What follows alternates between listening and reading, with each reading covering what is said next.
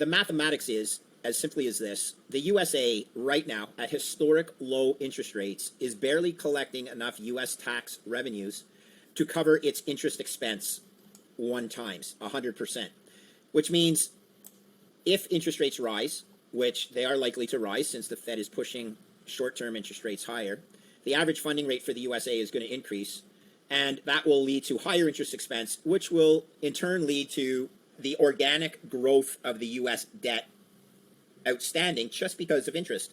And so James Lavish put out a real good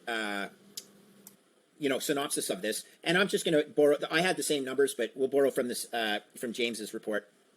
The USA collects $4 and change trillion annually in tax revenues, and mind you, that has been augmented lately because of nice capital gains increases in stocks and assets.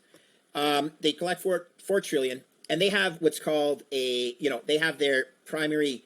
They have a fixed cost base that includes entitlements and military spending, and the combination of entitlements and military spending is in the area of 3.6 trillion, which leaves the balance of the tax revenues to pay for the interest expense. Now, the USA has $30 trillion of outstanding debt, Joe.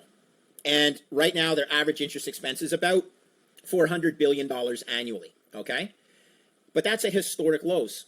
The average interest rate that they were paying, if you do 30 trillion divided by 400 billion, is around 1%. But that's likely to rise to 3%, right? Because the Fed funds rate is, U.S. 10-year rates are now, 10-year Treasury yield rates are now 3%. And the shape of the yield curve and the funding, the blended funding cost is going to cause interest expense to increase so that they will not even cover their interest obligations, expense obligations, with the residual tax revenues over entitlements and military spending.